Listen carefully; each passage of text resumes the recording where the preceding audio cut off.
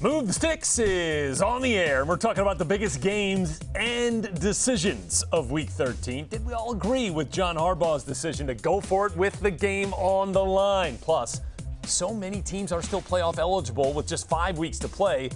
What do we need to see from those bubble teams who are currently on the outside looking in?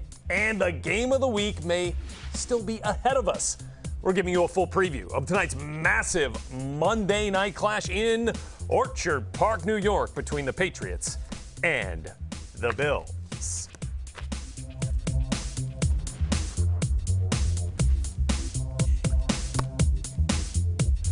Hey, what's going on, everybody? Welcome back to another Monday edition of Move the Sticks, presented by Grifols Plasma Donation Centers. I'm Rhett Lewis here with our former NFL scouts, lead draft analyst Daniel Jeremiah, Bucky Brooks, and guys, we love winners.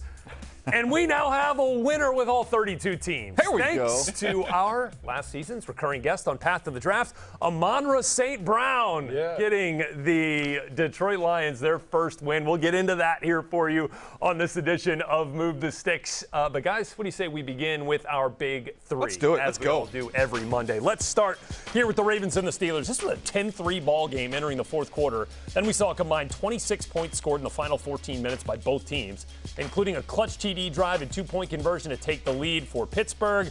And then the Ravens get all the way back down, get the touchdown, but not the 2-point for the win. John Harbaugh now on that decision. Try to win the game right there. We were pretty much out of corners, at that point in time. So there's an opportunity to try to win the game right there. Is that exactly what you wanted from that play, John? Just not executing? Andrew? Oh, you saw the play. I mean, it's that close. It's game inches. You saw the Al Pacino speech and then given Sunday, right? There you go. That's football. That's just that close. Yeah, look, I think you understand John Harbaugh's rationale there. You're short on bodies there. You want an opportunity to go win the game and not have to take this thing into overtime. I think we get it. Marlon Humphrey, we're finding out from Ian Rappaport, our NFL Network insider, likely torn pec, which would put him out for the rest of the season. This for a team who's already been without Marcus Peters the entire way. DJ, what do you think of the decision to go for two there? Well, not knowing the injury situation at the time, my thought was, okay, I don't love this decision because I feel like Baltimore has the better team. If I have the better team, I'm okay extending the game. But when you find out they're down on corners, I totally get what John Harbaugh is saying there. So I like the aggressiveness in that situation. And he mentioned Al Pacino, game of inches there. Look, that I love speech. It. Come on, let's go. There you go. That's a great example of it. Yeah, I mean, I think this kind of fits their calling card. This is what they do. They're ultra aggressive. They go for it on fourth down. They're not afraid to go for it on two-point situations. And so it's a matter of they just didn't execute the play. The pressure T.J. Watt made Lamar Jackson kind of throw it sideways so it wasn't complete, and it's one of those things where you live with it, and they obviously are comfortable living with these situations. I want to touch there on that T.J. Watt situation because that wasn't the only time that he was completely unblocked on a crucial play in this game. You want to go back to the first quarter, in fact. Take a look at this. This was the red zone interception for Lamar. I mean, you're just leaving one of the best players in all of football wide open, and then Lamar kind of drifts right into him there and then throws the interception on a crucial red zone opportunity. Essentially the same thing happens here on the two-point conversion. I mean, T.J. Watt's selling out. Credit to him for putting that pressure on. I think Lamar did a great job actually getting the ball out of his hands there, but that forced the incompletion in the game. Look, I'm not pretending to know everything that went into those play calls and protections that let T.J. Watt free there, DJ. But look, for a guy who's got 16 sacks this year, I'd want to account for him. Yeah, you always hear in pass protection, right? Big on big. If we're going to cut somebody loose, let's cut the overload blitzer, that third-level defender loose, and let Lamar take his chances. I'm not going to cut loose the best pass rusher in the NFL right now. So they did that a couple times. But I'm telling you, watch this game. It wasn't just those plays. Even when they were dedicating multiple bodies to T.J. Watt, he found a way to have an impact. He's got the unique combination of all the athletic skills. You talk about the burst, the bend, the power, all those things. But to me, it's the instincts that made his brother such a dominant player. Yep. He has those same football instincts. It's off the charts.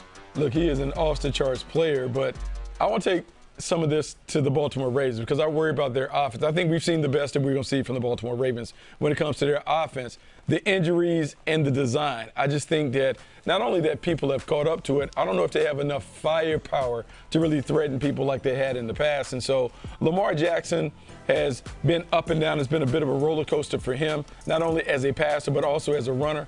And then I look at their backfield. They don't have a dynamic weapon in the backfield. So I just don't know. As we get down the stretch, they start playing these meaningful games. I don't know how they're going to score points because I don't know if they have any more playmakers to be able to do it. Yeah, and you look at their offense, this is not something that's new. I mean, they haven't scored 20-plus points in 5 of their last 6 games. So this is something that was masked a little bit by winning.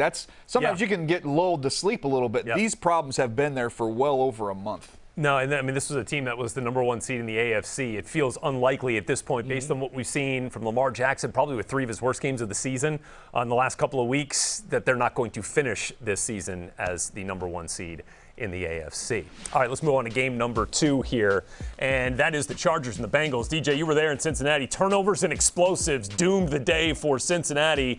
Started from the jump. Justin Herbert, all 3 of his TD passes in the first 20 minutes of the game. 3rd straight contest. Herbo went for 300-plus with 2 or more touchdowns. Chargers defense also dominating for stretches of this game. 6 sacks and 6 points here with Tavon Campbell. 41-22 the final.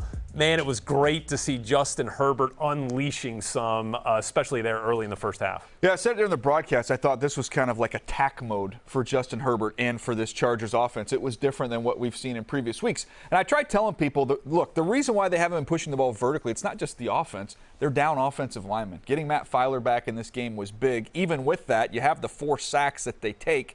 I think the Chargers got to the point where, like, okay, we're okay with some of the negatives that might come with this, but the positives are going to far outset it. So they hit Mike Williams a bunch of deep shots down the field. Jalen Guyton finally got involved down the field. Yeah. But it was an aggressive approach. You live with some of the sacks. So just real quick, going back to last year's Move the Sticks on Mondays, remember our 10 takeaway podcast, right? Remember our cut lines. I'm just curious, Bucky, how many times do you think DJ said Justin Herbert was dealing? Oh, I'm sure he did it. You think it was a couple of times? I'm sure he did it at a time. I'm sure he did it at a time. Absolutely. But by the way, I do want to add, it wasn't just their offense in this one. No, they got it a lot wasn't. of turnovers. Yeah. Derwin James, I thought, was the best player on the field. When you watch all the different things he does for the So Chargers good, man. defense, Look at he him is so dominate. explosive. And then I thought Chenna Nwosu on the outside, on the opposite side of Joey Bosa, who was out early in this game, I thought Chenna had maybe his best game as a pro. 2 sacks. You see the sack, forced fumble recovery early in this one. He stepped up in a big way. And that's watching it, I know you were there, but watching it, I felt like the Bengals invited the Chargers to the holiday party. And they were just giving them gifts. They wanted to make sure that they had the gifts and everyone was happy. 4 giveaways, 3 by Joe Burrow, 2 interceptions. He had a fumble, then Joe Mixon gave up 1. And so it was just problematic. You just can't win games when you have turnovers. And the amount of turnovers and the miscues that they had in protection really allowed the Chargers to kind of have the game on their terms. And even though they made a furious comeback to kind of bring it close, they couldn't get over the hump because of the giveaways. And so maybe it's just holiday season. And you just saw it right there. That giveaway from Jamar Chase on what would have been a touchdown in the first half. Look at that ball. That is a surefire touchdown. Am I right? Yeah, it was a perfect ball, and there was tons of separation there.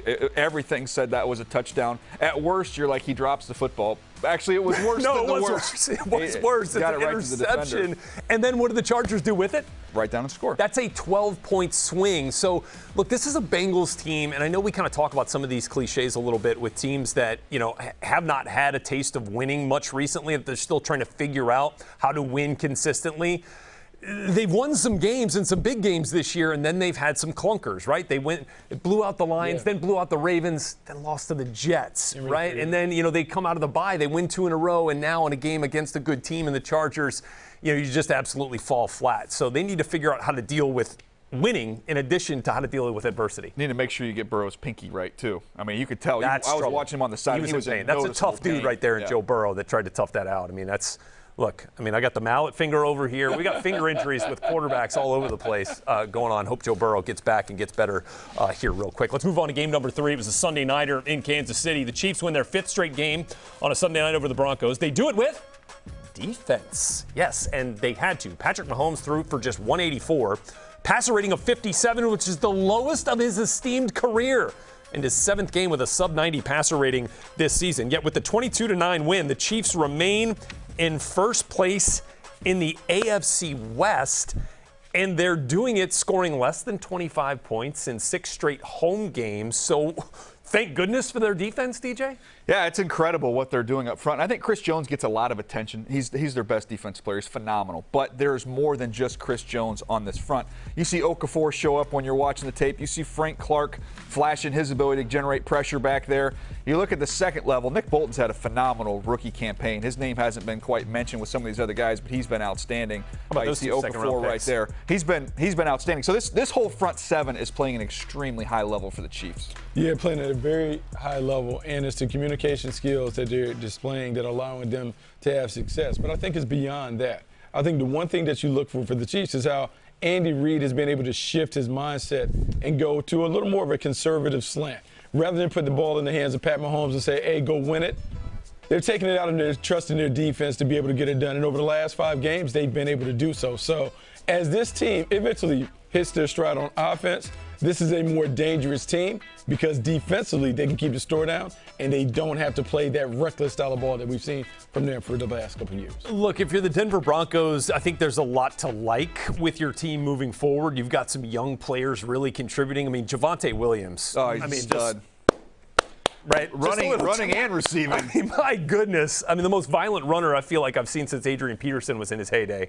I mean, just absolutely breaks tackles. And then with Quinn Miners falling all over the place, taking guys out. That was fun to watch. What was not so much fun to watch was the offensive aerial attack with Teddy Bridgewater. Look, it kind of feels like we might be reaching that ceiling with him as the quarterback, which makes me wonder, like, DJ, does it come down to quarterback play here for the Broncos, or are they offensively flawed in other areas? Because there seems like there's a lot of explosive players on the perimeter. Is it time to give Drew Lock a look? Well, I don't know that they're very confident in Drew Lock up there. So if you don't have – the fact that he's not playing tells me everything. I don't think that change is coming. I think they're feeling like their formula, as we talk about kind of know your formula, it's going to be relying on that defense and trying not to have mistakes at the quarterback position. It's one thing when he's missing big play opportunities and you're not explosive. It's another thing when you're turning the football over. Yeah, I mean, that's the big thing. One of the advantages that they thought they would get with Teddy Bridgewater is they would get a better manager. So they would take care of the ball, they would give their defense a chance. He is turning it over.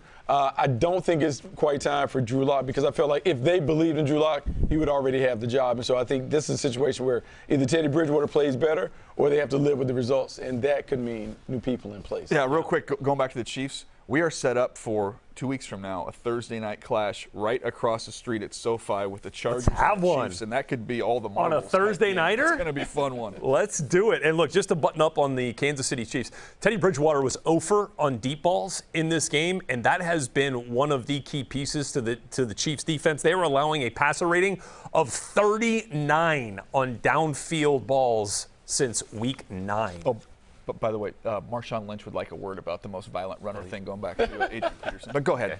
Okay. Have some Skittles. We got to get to break. Next on Move the Sticks, the Mighty Lions roar. So what happened on that final play in Detroit that sealed their first win of the year? Let's go, Amon St. Brown and Jared Goff to the tape after this timeout.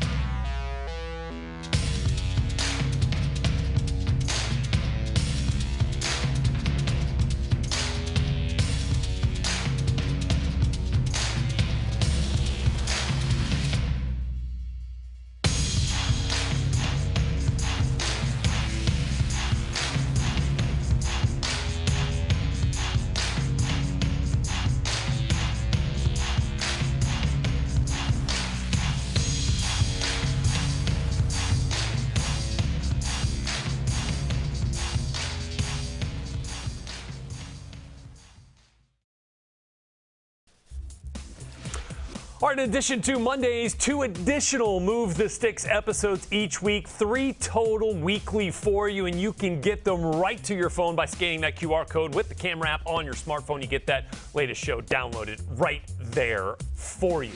That's about how easy it was for Tom Brady and Chris Godwin this week against the Atlanta Falcons in Atlanta. Tom Brady targeting Godwin 17 times, and the pair connecting on 15 of those targets. That sets a new career high for receptions for Godwin and a new Buccaneers franchise single-game record.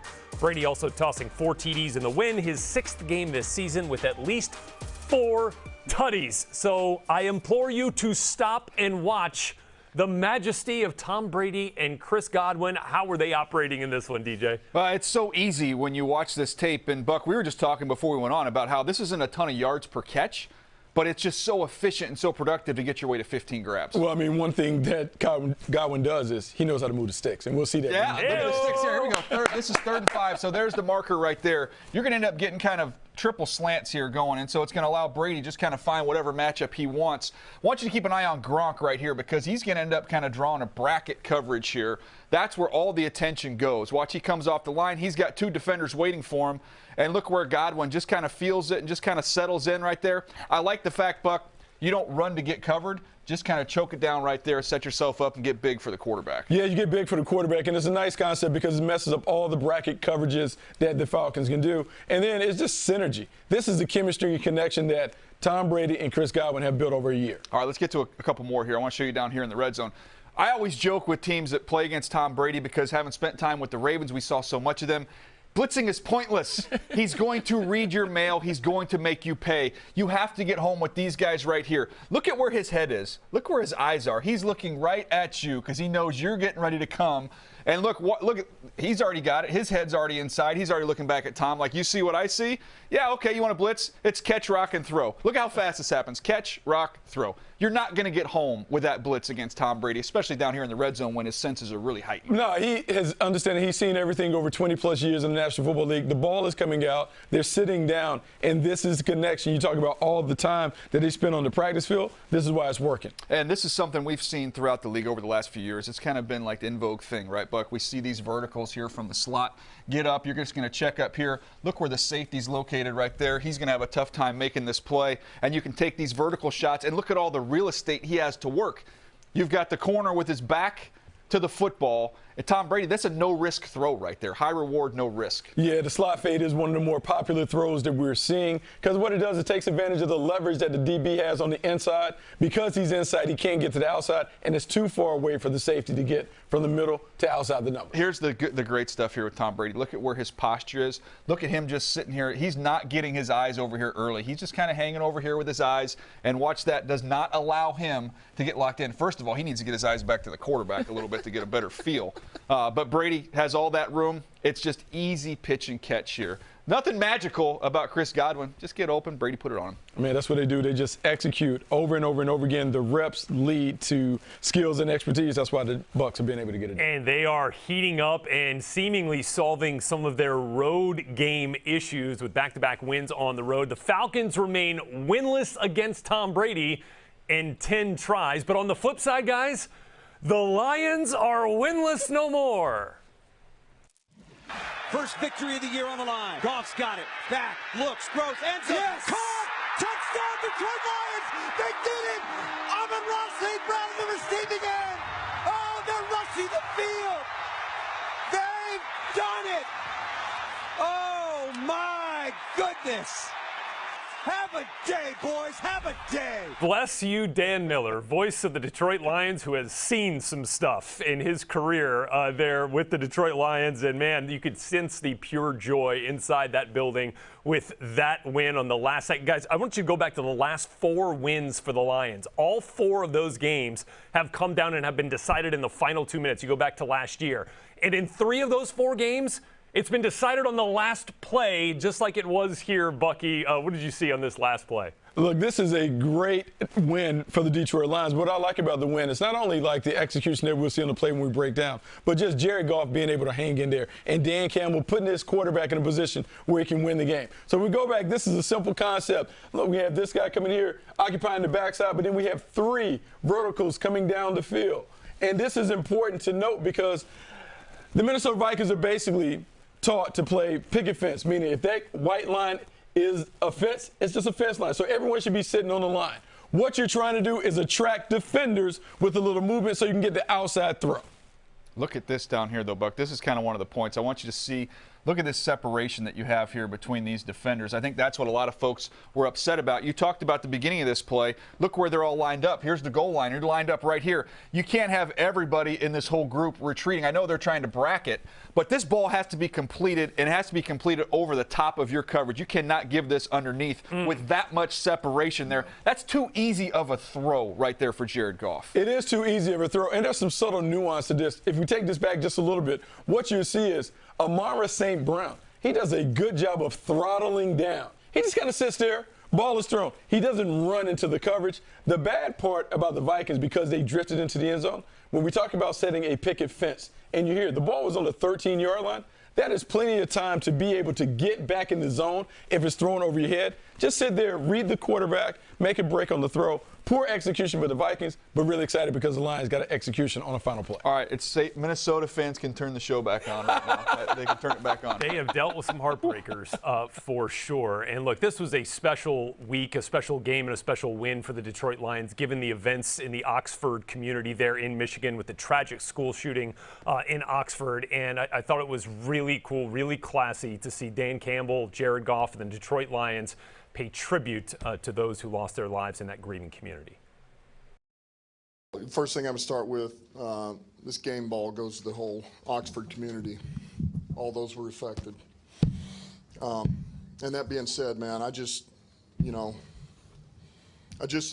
want us to not forget these names: Madison Baldwin, Hannah St. Juliana, Justin Schilling, Tate Meir, Phoebe Arthur, John Ashudu, Riley France, Elijah Mueller, Kylie Osigi, Aiden Watson, and Molly Darnell, who's a teacher.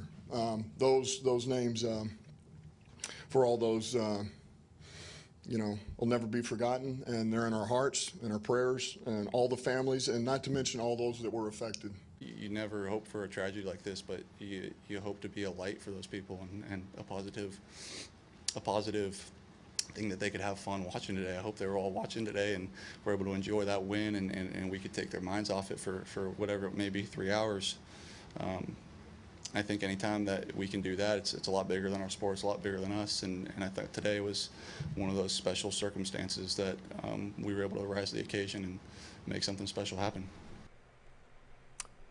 Hat tip to you guys there, Jared Goff, Dan Campbell, and the Detroit Lions. Coming up next on Move the Sticks, they may not be in the playoffs right now, but what's going to get them there? We're talking about bubble teams right after the break.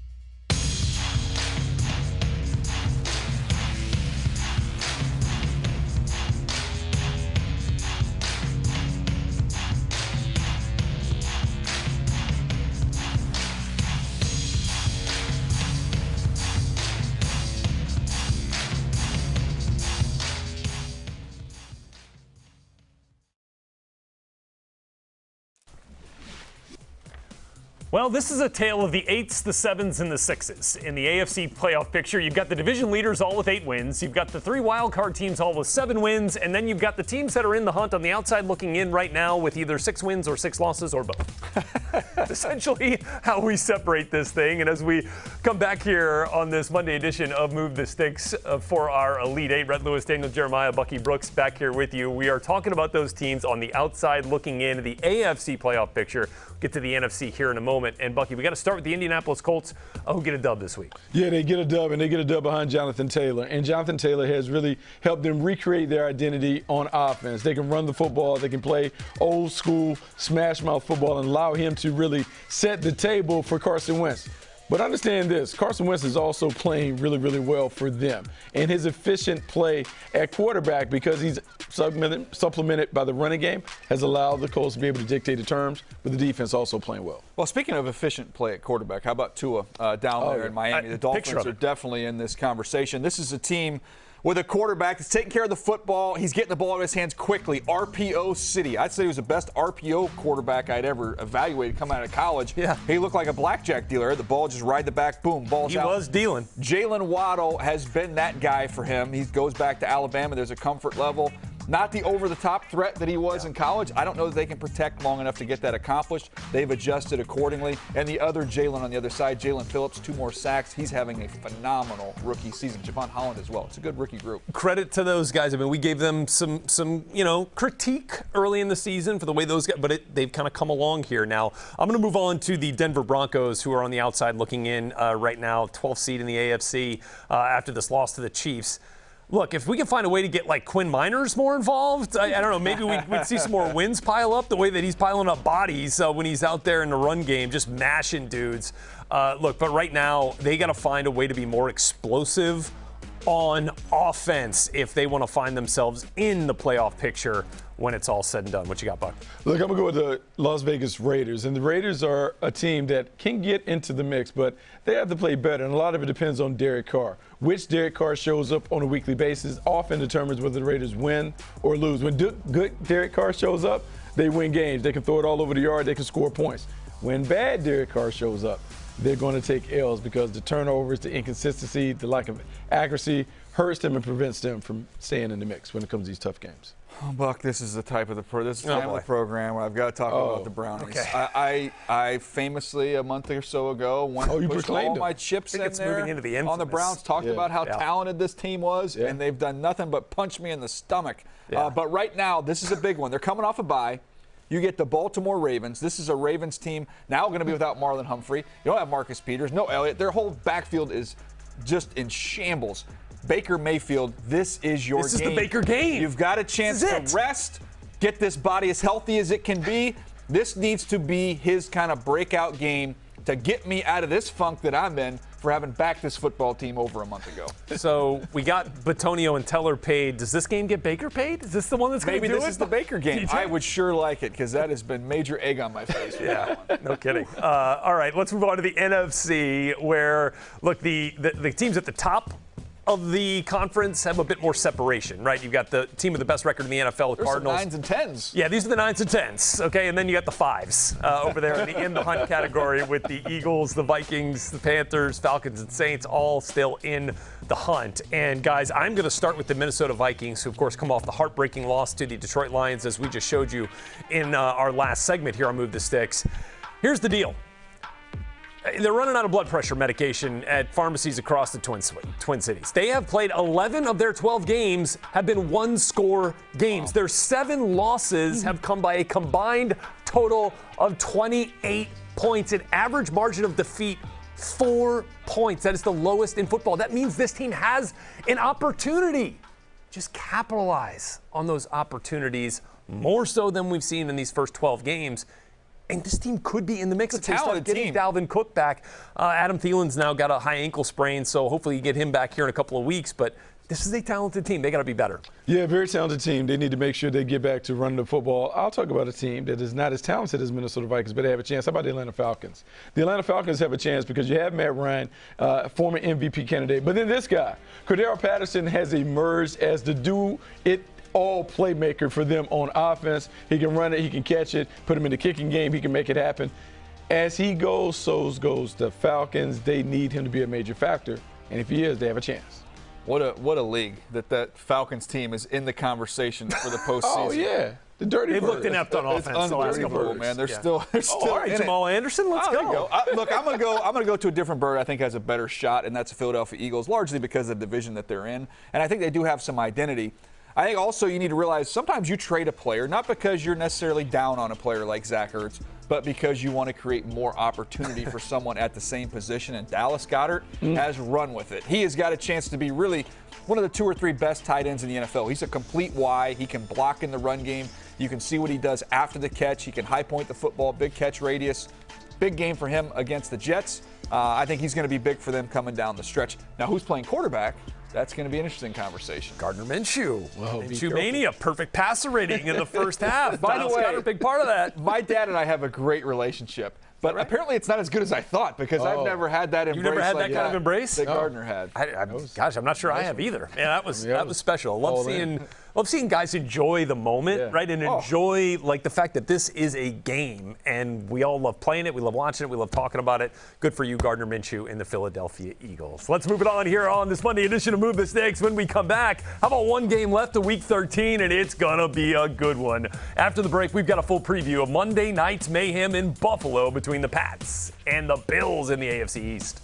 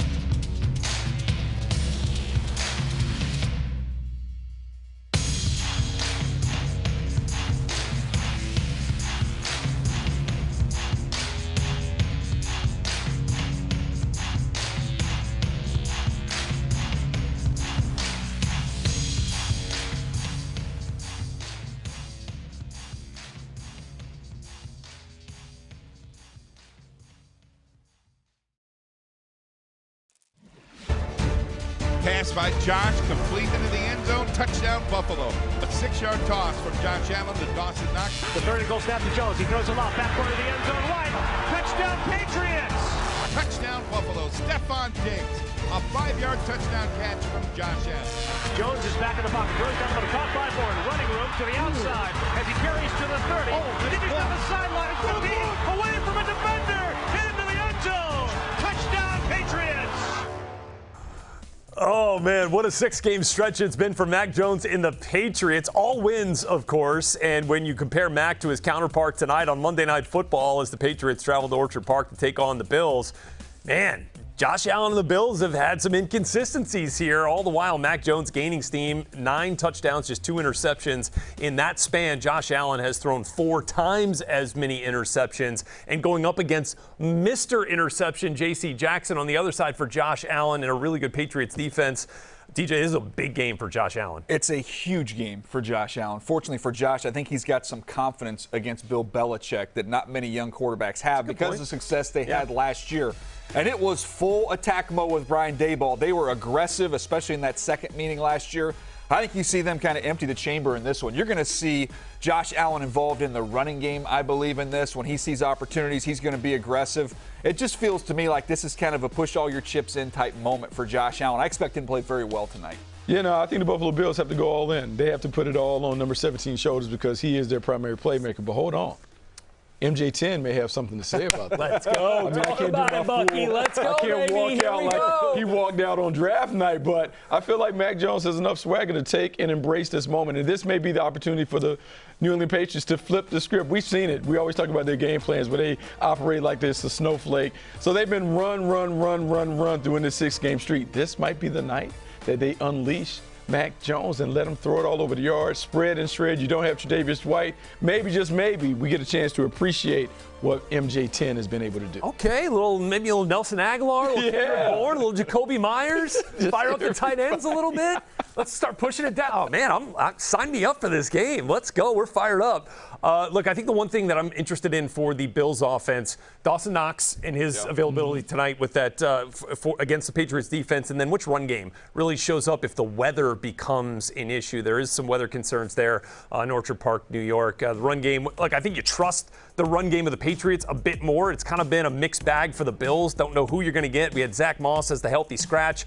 Matt Breida has been coming on a little bit lately, but man, I mean, the Patriots are as consistent as it comes with run games. Speaking of trust, though, which one of these defenses do you trust the most in this game, DJ? Well, I think the obvious one is you kind of look at the Patriots the way that they've played. I expect the Bills to play well in this game. I think they do. I think you've got veteran safeties. I think they're going to do a nice job trying to get inside the head of Mac Jones. And I think when you think about Mac, when you're scouting for teams in kind of these cold weather cities, a lot of times you want a big physical quarterback. As the weather starts to change, start getting a lot of wind, all those things. Think about the guys that have had success in those environments. Yeah. That's not really who he is. So I'm anxious to see, can they really push the ball vertically down the field if we get some weather in this game tonight? No, this would be a good one to look at, especially if you love defensive football, because the Buffalo Bills, you talk about it, they're number one in yards allowed, but then the New England Patriots are number one in points allowed. And the defense are contrasting styles. I worry about the Buffalo Bills without Tre'Davious White. Can they play some of the man coverage that they've been matching up with? But the Patriots, they're just going to do what they do. Now, last time they tried to play a lot of zone, Josh Allen ate them up. I think they go back to their customary man-to-man coverage, lock them up. They don't blitz much anyway. Keep someone spying on Josh Allen and see if he can make tight window throws. That is how they've typically done. That's how they operated throughout the streak. I think we may see that all over again. J.C. Jackson, Stephon Diggs. Ooh, that'd be good. Good matchup, that'd right? Be a good when matchup. Targeting J.C. Jackson, opposing quarterbacks, passer rating sub 40. Watch out for that one if you're Josh Allen here. Yeah. Look at the quarterbacks they've played. That's also true. Hey. Speaking of quarterbacks, can you guys just pencil me in for an A for Mac Jones tomorrow? I mean, yeah, sure. Okay, because it's time for the rookie report card, DJ. What do you got for Zach Wilson? Zach Wilson, there was some encouragement here. There was progress. I saw improvement. To me, I thought things started to slow down. His feet were a lot more quiet than they've been. Wasn't quite as busy. Now, there's still a couple layups. He missed one down there in the red zone. You see this forced interception. But I thought on the whole, the ball placement was pretty good. If he'd have been helped out with a couple drops on 50-50 balls, his stat line would have looked much better. They've got issues on the other side of the ball. What's that word at the bottom there, that first note? Hope. Yeah, he gives them some hope. There's hope if you're a Jets fan. I know a lot of Jets fans don't want to hear this, but there is hope. When you watch this game and see the trend line, it's going in the right direction. Okay, Bucky. Sorry about this, but on the other side of the spectrum. Well, look, on the other side of the spectrum, I'm going to do this for Trevor Lawrence. I did this in college a couple times. I'm going to say withdraw. Like, I think he should just withdraw and drop a class because otherwise he's going to get a D. I think somehow he needs to go and see if he can petition to withdraw from the situation right now because it hasn't going well for him. He needs help on the outside. And when he doesn't get that help, I'm looking at him. He has to be better with the decision-making and the accuracy, but it's really, really hard on him. I don't think he has the structure around him to fully maximize his potential. And as a result, he's floundering in the class. Because I remember my freshman year going into my advisor and saying, I think I need to drop this music appreciation class. She goes, okay, well, what's the reason? Well, I've never been, so that's probably why I should drop it. Well, reports out of Jacksonville suggest that Trevor is showing up to class, but yeah, it's essentially like me versus finite math. We're going to take it 3 different times before we get it right. Okay, when we come back here on Move the Sticks, the Panthers made a big change on their coaching staff during the bye week. So how do things change now and later in Carolina? You find out after this break.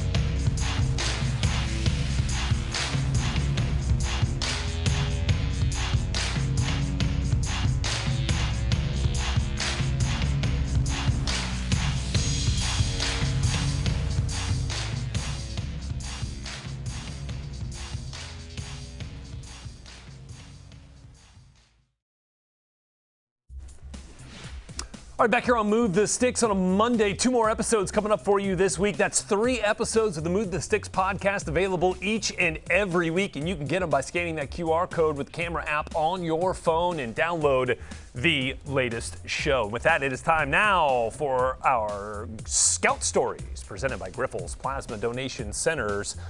The Carolina Panthers have made a change on their bye week. 28 games into his tenure as the Panthers offensive coordinator, Carolina head coach Matt Rule has made a change, relieving Joe Brady of his duties as offensive coordinator and promoting Jeff Nixon, the senior offensive assistant, to the interim OC. It sure feels like Brady's fall in Carolina coming almost as quickly as his rise with the 2019 national champion LSU Tigers. The numbers clearly do not paint a pretty picture for what the Carolina Panthers offense has done this year, especially outside of those first 3 games of the season. Feels like a while ago they were 3-0, right? And so, TJ, what went wrong here? Well, look, it was a fast rise for Joe Brady, and I think you can place some of the blame on his shoulders. You talk to teams that have played against them, they've said, look, I don't know how much of an offense they actually have versus them just repeating plays that have given us trouble in the previous 3 weeks. They said a lot of times we get beat on runs in a week or 2 before we play them. We'll see those runs when we play against the Panthers. Well, in college, they get away with that stuff. In the NFL, there's so many resources. You're self-scouting. You make the corrections. You're not going to get beat on the same things twice. So I think that's some legitimate blame there. But I would also point the situation that he was in with the quarterbacks that they had and how poorly that they played and the injuries to Christian McCaffrey, Buck. I don't know how much of a chance anybody really would have had with the personnel they have in place right now. Well, absolutely. It's always about the players. It's always about the Jimmies and Joes more so than the X's and O's. But I think there was some frustration from a schematic standpoint about this team not being committed to running the football. Matt Rule alluded to the running game and how they need to run it and run it and run it over and over and over again. And so maybe he is just seeking someone who knows the running game well. When you think about Jeff Nixon, he's a former running backs coach. He was his co-offensive coordinator at Baylor, trying to get some of that going. Whoever's the running back, whether it's Christian McCaffrey, who's now out for the season, or any of the backs that were behind him, they have to run the football so they can control it. I would think you would see a more creative running game from the Carolina Panthers. And I also say going into next year, I don't know that the quarterback's on the roster right now. Well, that's a big issue. The challenge is they're committed to Sam financially picking up that fifth-year option. So whoever that coordinator is going to be next year is going to get an opportunity to see if they can fix Sam Darnold. I would like to see Sam Darnold with a healthy Christian McCaffrey for a stretch run here. Yeah. I know. Everybody has bailed on Sam, and he has not played well. I think he's going to get another crack at it, though, because I don't know where they go, considering they're already pot committed with him. The question that I have is, like, you guys would basically say that the centerpiece of the Panthers offense is Christian McCaffrey, right? And so with the amount of games that he's missed during Joe Brady's tenure as offensive coordinator, it's kind of tough, right? I mean, if you're going to miss the focal piece of your offense for as many games as McCaffrey's been down, majority of last season, much of this season, that's kind of a tough deal. So now, Bucky, as you look near term, what can the Panthers do to try to right the situation here? Because they're not totally out of the playoff picture. No, they're not totally out of the playoff picture. I think they have to play the shell game. I think this has to be all hands on deck. You do whatever you can do to manufacture a run game. Obviously, you talk about Cam on a one-year deal. I think this is an opportunity for them to do whatever they can do with Cam Newton. And even though he's an older quarterback, they kind of have to let him play the way that he has always played, because I think that's the only way you can get the best out of him. But Chuba Hubbard has to be a factor, and they still have to find a way to get the other guys involved. Robbie Anderson on the outside, DJ Moore. They have to find a way to allow these guys to have the ball in their hands. And so maybe you see some of the stuff that we've seen other teams do. We saw the Niners use jet sweeps and fly sweeps and those things. You got to find a way to put it in your playmakers and see if they can make plays. One thing I just want to add, though, Joe Brady is very young. Joe Brady is going to have a long career in the coaching profession. He's going to get another crack at it. I don't want people thinking this is all 100% on him. He'll get another opportunity when he's ready. Brian Kelly might need an offensive coordinator down at LSU. Hey, always go home. Place that Joe Brady has been, for sure. Look, the fact that you brought up about the quarterbacks, I think, is really interesting here, because where do you lie the blame? Scheme, quarterback, both? And then how does Matt Rule rectify that for the future here? Well, I think the biggest thing is the quarterback situation. Yeah. I would much rather take my chances with a great quarterback with an average play caller than a great play caller with an average quarterback. So, I don't think there's anything they can do. If you're talking about what do they do from now going forward, there's no quarterback tree where you can go grab one and upgrade what you currently have. This is a situation where they've got to try and find a way to make do, as you were saying, Buck. Yeah. I don't like their chances, is what I'm getting. Well, and it paints an interesting picture for their draft priorities here coming up next season for the Carolina Panthers, which, of course, we will continue to follow as we get closer to the spring. Okay, when we come back here on Move the Six, Panthers, we know the Panthers made a big move. Rookies are making moves right now in the league. Micah Parsons, is he the best we've seen in a decade on defense right now? Find out right after this.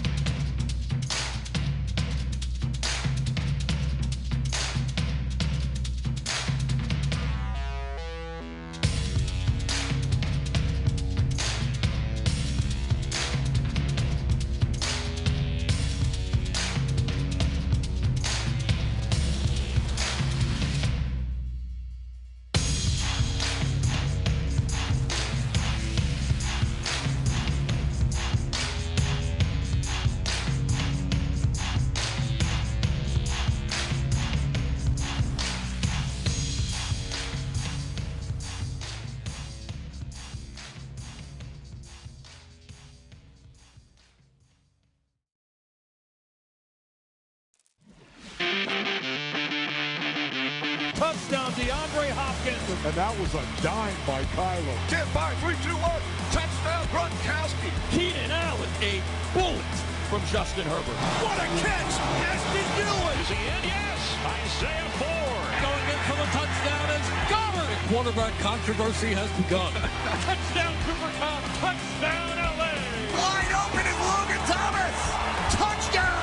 Baltimore jumped the wrong way. Deontay said, thank you very much. Russell Wilson drops in the rainbow to Tyler Lockett. Dirty Dan Sorensen has had a pick six. Goff's got it. Throws. Yes. Caught. Touchdown, Detroit Lions. They did it. Have a day, boys. Have a day.